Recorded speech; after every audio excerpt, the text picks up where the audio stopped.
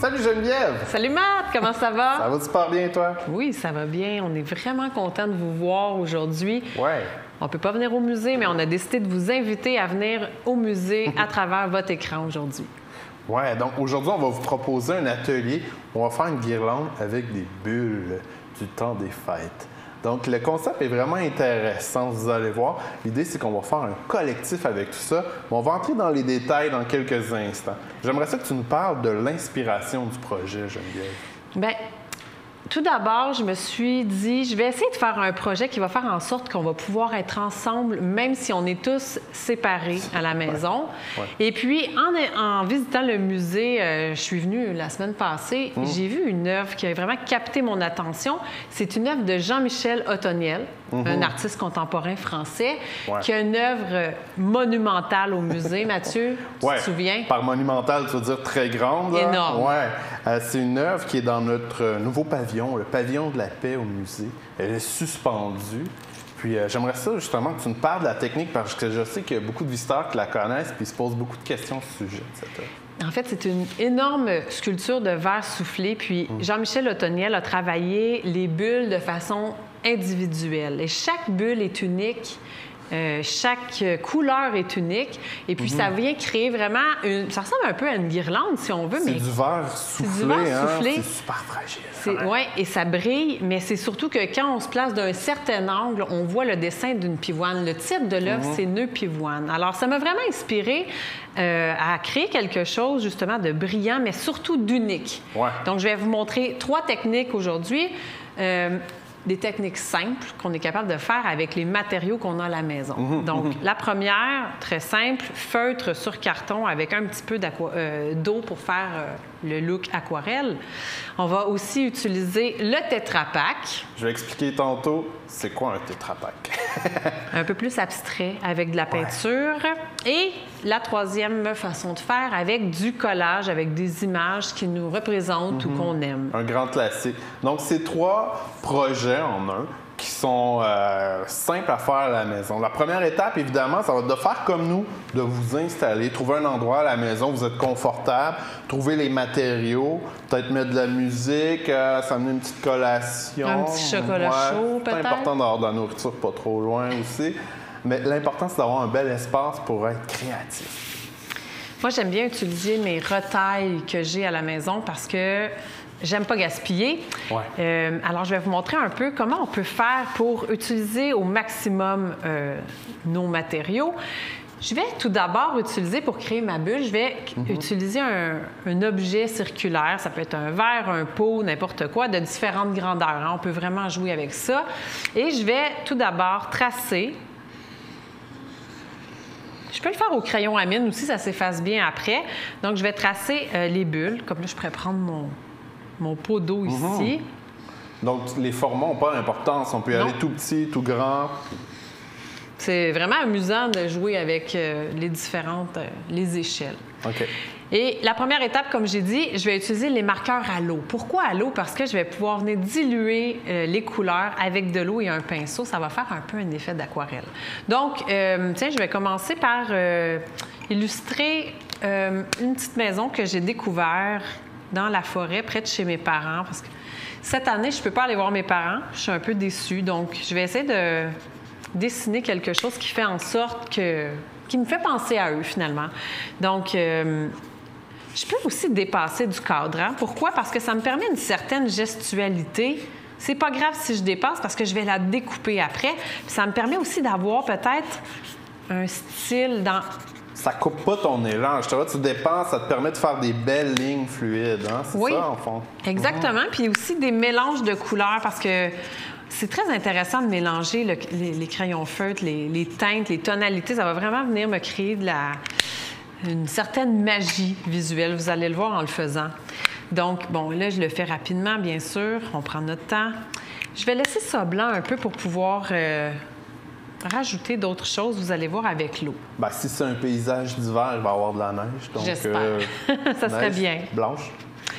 Alors, avec de l'eau, justement, le crayon feutre à l'eau va vraiment venir se dissoudre, mais aussi, ça va me permettre de laisser des endroits qui ne sont pas dissous.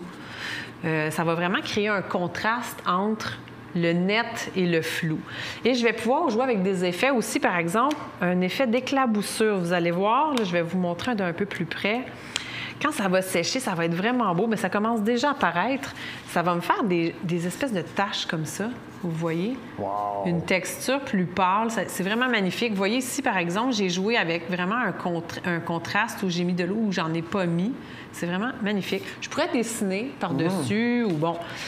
C'est le fun parce que c'est un mélange de contrôle avec la ligne, puis après ça, tu viens intervenir avec l'aquarelle, avec l'eau, puis ça devient complètement flou. Il y a vraiment un petit côté magique, puis il y a des belles surprises qui se créent dans ce temps-là aussi. Oui, pourquoi pas souffler?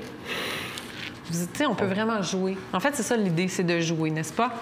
Et quand je vais avoir terminé, là, c'est pas sec, mais on va le découper quand même. Ben oui. On va faire notre première bulle. Oui. Mais pour être honnête, Mathieu, là, si je la faisais pour vrai, j'aurais travaillé plus longtemps, j'aurais rajouté des détails. Ben oui, je comprends. Des petits motifs, des flocons peut-être un crayon à si on voit, si on pense dans l'optique où tu veux en faire une centaine de bulles, ben peut-être aussi qu'on fait ça rapidement, on trouve des techniques rapides comme ça. Oui, c'est bon. Puis je peux aussi venir coller sur un carton coloré, par exemple, pour avoir une bulle qui est recto-verso. Ouais. Pourquoi pas utiliser des matériaux, d'autres matériaux que soit qu'on a dans le recyclage ou...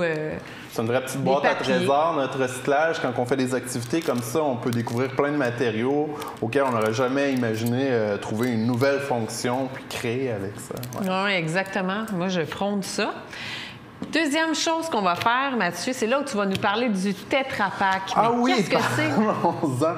Tetra Pak, on en a tous déjà utilisé, on a tous déjà vu le mot probablement sur un emballage. Les Tetra Pak, on s'en sert pour nos petits jus, nos petites boîtes à jus, là, ben, c'est un Tetra Pak avec la petite paille qui perce en haut. Du bouillon. Oui, ici, comme exemple, je pense un exemple d'emballage de bouillon. On met un liquide à l'intérieur de cet emballage-là. Donc, à l'intérieur de l'emballage, il y a une espèce de matériel super luisant, grisou, qu'on peut utiliser pour faire, justement, nos bulles de Noël. C'est vraiment intéressant comme matière. Oui, c'est bien parce que c'est plus épais aussi, un peu plastifié.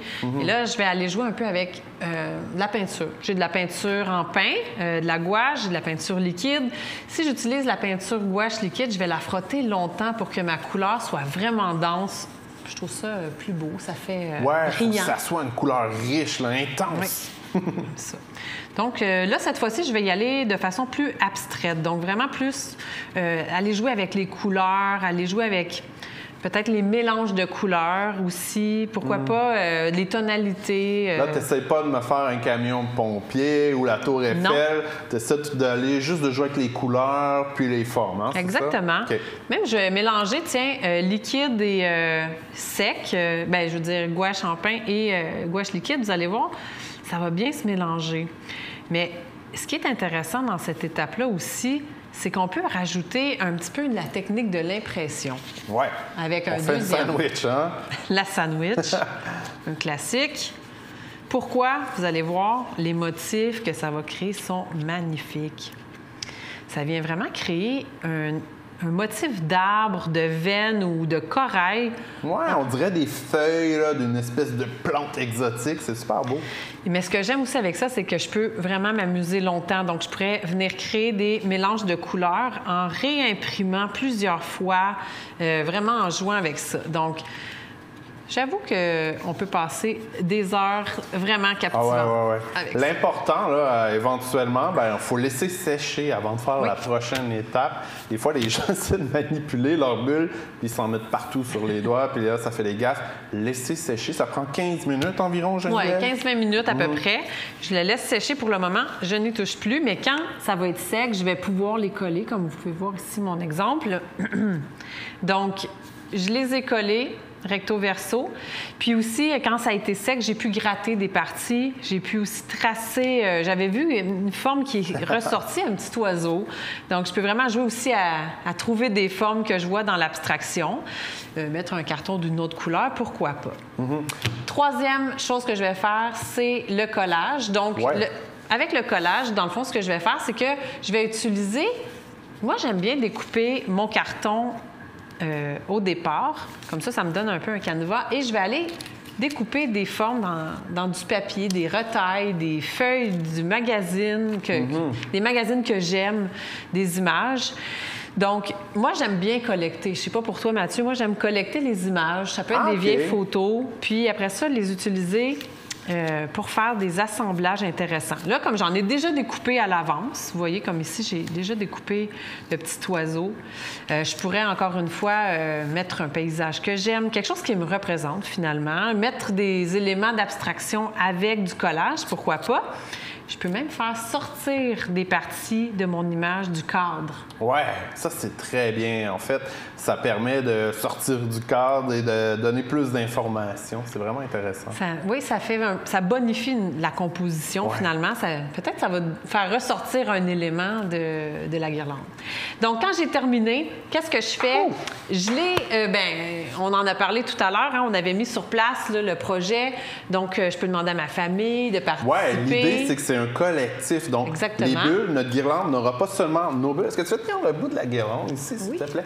Donc, ça ne sera pas seulement mes bulles à moi ou tes bulles à toi. Ça va être un partage. Donc, avec les proches, la famille, les voisins, on peut s'envoyer ça par la poste. Et quand je les reçois, je vais faire les trous. Moi, fait le montage. Ça peut être une bonne idée, dans le fond, que la personne qui fasse la guirlande fasse elle-même les trous, parce que ça peut être plus facile, tout dépendant de quelle corde on veut utiliser. Je pense que c'est une bonne idée. Si c'est un fil de pêche, le trou va être plus petit que si c'est une grosse laine, par exemple. Donc, évidemment, le poinçon, un classique, mais pas super facile. C'est pas facile. C'est pas tout le monde non plus qui a un poinçon à la maison. Il y a plein d'alternatives pour faire les trous. On peut utiliser un clou avec un marteau. On peut utiliser une petite épingle. OK, petite, je sais la prendre. Juste ici, si on a de la difficulté à faire notre trou, on demande à quelqu'un autour de nous qui a peut-être ce talent-là. Mais il faut juste s'assurer qu'on est à l'aise et qu'on ne risque pas de se blesser en faisant notre trou. Oui, exactement. Donc, n'importe quel type de corde, un ruban, n'importe quoi qui vous intéresse. Et je vais faire un nœud vraiment simple, le nœud classique que j'ai appris à la maternelle quand j'avais 5 ans. Et puis, vous allez voir, quand je vais faire le nœud, ça va comme un peu se figer dans un sens. Comme là, elle est à l'envers, mais vous voyez, elle est du bon sens comme ça. Ça va permettre à la guirlande vraiment de se tenir et d'être vraiment belle. Oui, puis nos bulles ne vont pas toutes se ramasser au centre si elles sont fixées comme ça. C'est vraiment important, en fait. Puis là, ça va me permettre peut-être de décorer ma maison, peut-être mon sapin de Noël, puis peut-être aussi pouvoir un peu vivre ensemble, malgré les circonstances. Oui, le temps des fêtes. On va pouvoir regarder notre guirlande puis voir la bulle de tout le monde puis penser à nos proches. Ouais. Fait que sur ça, j'espère que vous allez faire une très belle guirlande. On vous souhaite de joyeuses fêtes. Amusez-vous, puis on a vraiment hâte de vous revoir au musée très bientôt. C'est le fun de faire une capsule vidéo, mais on préfère vous voir en personne au musée. Espérons que ce sera bientôt. Bon temps des fêtes! À bientôt!